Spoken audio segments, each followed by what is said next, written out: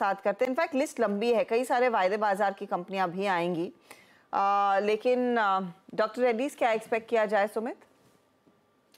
देखिए, डॉक्टर रेड्डीज के केस में स्टॉक ऑलरेडी इस साल 9% के आसपास चला है, बहुत ज़्यादा दूर है नहीं अपने हाइस के आसपास से, लेकिन नंबर्स के हिसाब से देखें तो 7,347 करोड़ रुपए के आसपास का रेवेन्यू, मुनाफा 38% बढ़ने का अनुमान है, 1,325 करोड़ रुपए का मुनाफा रहेगा, मार्जिन 28%, 25.5% के सामने, और EBITDA करीब करीब इस तिमाही के अंदर 2,056 करोड़ रुपए, जो कि 1,631 करोड़ रुपए से बढ़कर आएगा। मुनाफे फ्रंट पर भी जो कंपनी का नंबर है वो 1,324 करोड़ रुपए रहेगा। एक स्ट्रॉन्ग क्वार्टर कंपनी की तरफ से आने का अनुमान लगाया जा रहा है, खासतौर से कंपनी की जो कैंसर ड्रग है रेवलिमिड जेनरिक प्लस इंटीग्रेशन जो है माइनों का जो पोर्टफोलियो था उसकी वजह से कंपनी के नंबर्स में अच्छा नंबर आने का अनुमान बाजार लगा रहा है। करीब करीब 10 से लेकर 11 करोड़ डॉलर के आसपास रेवलिमिड से आने का अनुमान है, जो पिछली तिमाही में करीब 10.5 करोड़ डॉलर था, इस बार ही 11 करोड़ डॉलर, और करीब 2.8 करोड़ डॉलर के आसपास महीने के पोर्टफोलियो से भी इनको मिलता हुआ दिखाई पड़ेगा। यूएस की बिक्री करीब 30 करोड़ डॉलर से 41 करोड़ डॉलर के आसपास आने का अनुमान है, जो कि पिछले तिमाही में 40 करोड़ डॉलर था, तो वहां पर भी वाई बेसिस पर 32% और क्यू बेसिस पे भी एक अच्छी बढ़त का अनुमान है। सुबेक्सोन, कोवान और वेस्केपा, ये 3 और दवाएं हैं जो कि कंपनी के यूएस कारोबार को और बूस्ट प्रोवाइड करा सकते हैं। तो इन टोटल एक अच्छे नंबर्स की उम्मीद आप डॉक्टर रेड्डी में लगा कर चल सकते हैं। लो बेस का भी एक बड़ा बेनिफिट है।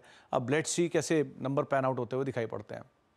ओके, तो लेट्स सी क्या निकल कर आता है, और स्पेशली यूएस फ्रंट पर किस तरह की डिलीवरी आती है। कोई एक्सपेक्टेशंस शरद फार्मा कंपनी और स्पेशली रेड्डी से? जनरली मुझे लगता है ज्यादातर चीजें तो सुमित ने सम अप कर दी हैं। यूएस के बिजनेस से स्ट्रॉन्ग ग्रोथ की एक्सपेक्टेशन है लॉन्ग टर्म में, हालांकि डॉक्टर रेड्डी का फोकस ज्यादा करके इंडियन ऑपरेशंस पे है, जहाँ से वो ग्रोथ फैल्कन करना चाहते हैं।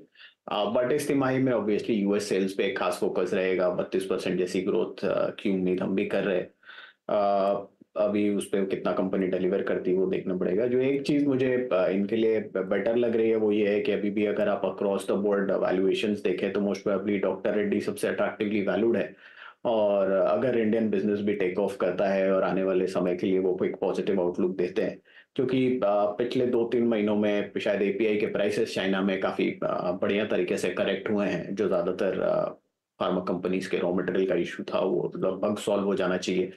रेड सी की वजह से लॉजिस्टिक इशू शायद अभी भी इनको परेशान करेंगे, बट मेरे हिसाब से रॉ मटेरियल साइड पे जो प्रेशर था वो काफी हद तक अक्रॉस द जोन ईज होना चाहिए ज्यादातर फार्मा कंपनीज के लिए। उसका फायदा आपको डीआरएल में भी थोड़ा बहुत दिखना चाहिए। तो अगर मार्जिन इंप्रूवमेंट से रिलेटेड कुछ कंपनी गाइडेंस देती है तो वो पॉजिटिव रहेगा।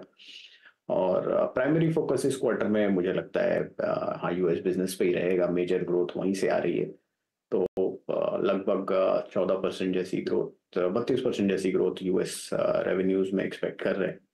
तो अगर वो आ पाती है तो काफी बढ़िया रहेगा मेरे लिए, और वैल्यूएशंस के लिहाज से काफी अट्रैक्टिव है। अगर कुछ री रेटिंग हो सकती है नंबर्स में आने वाले समय में, खास करके इंडियन बिजनेस में जो नए लॉन्चेस हैं, जो मर्जर्स वगैरह किए हैं, तो उसका काफी बड़ा फायदा डॉक्टर रेड्डी को मिलना चाहिए।